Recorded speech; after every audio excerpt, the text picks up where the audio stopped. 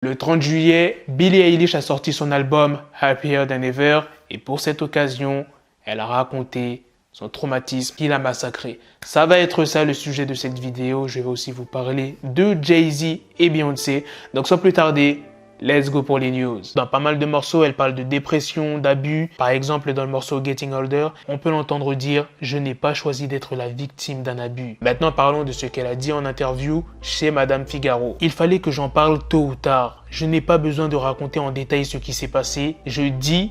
mais je ne dévoile pas tout parce que ce genre d'expérience vous mène à imposer des limites entre le monde et vous-même.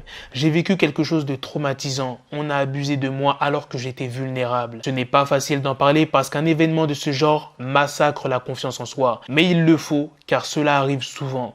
Je ne veux pas que les victimes se sentent seules. Si j'en parle dans plusieurs chansons, c'est pour expliquer qu'on peut trouver le courage de dénoncer, de se libérer d'un sentiment de culpabilité et de dire « Je ne l'ai pas choisi ». L'abus de pouvoir, peu importe la manière dont il est exercé, n'a pas d'excuse. Et c'est pas la première fois qu'elle parle de ce genre de choses en interview. En mai dernier, cette fois pour Vogue, elle s'est confiée sur sa musique Your Power. C'est une lettre ouverte aux personnes, souvent des hommes qui abusent de leur pouvoir. Je voudrais que les gens m'écoutent, pas qu'ils essaient de savoir de qui je parle. Ça ne concerne pas qu'une personne. Ce n'est pas ça l'important. Vous vous dites peut-être, ok, les abus de pouvoir, c'est parce qu'elle bosse dans l'industrie de la musique. Mais non, il y en a partout. Je ne connais pas une femme qui n'ait pas vécu ça, qui n'ait pas eu une expérience bizarre ou même une très mauvaise expérience.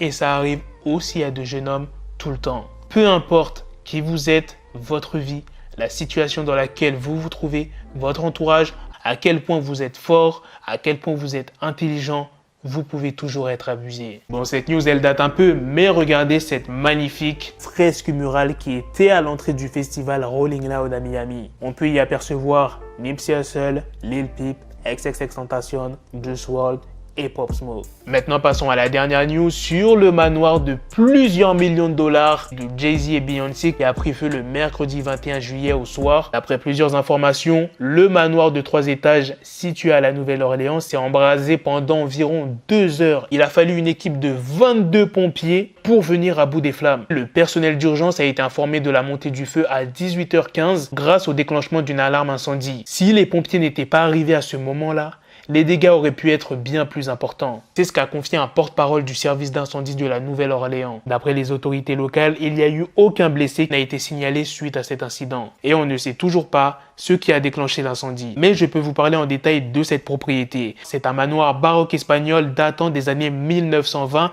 et qui a été acheté par Jay-Z et Beyoncé en 2015. Il serait estimé à environ 2,5 millions de dollars et le manoir contiendrait 6 chambres à coucher pour autant de salles de bain qui sont réparties entre une résidence principale et 3 appartements. C'est une propriété de 1234 mètres carrés. Les plafonds font à peu près 8 mètres de haut et le toit est en verre. Franchement, quand j'ai vu le manoir, je me suis dit, c'est sûr qu'il coûte au moins minimum 5 millions, 8 millions de dollars. J'étais surpris quand j'ai vu qu'il coûtait que 2 millions. Bon, 2 millions, c'est quand même une sacrée somme. Mais quand tu entends manoir historique, plusieurs étages, plusieurs mètres carrés, tu t'attends entre 4 à 8 millions. Bon, le plus important, c'est qu'il n'y a eu aucun blessé, aucun mort.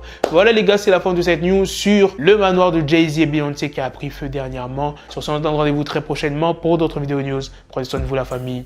Peace.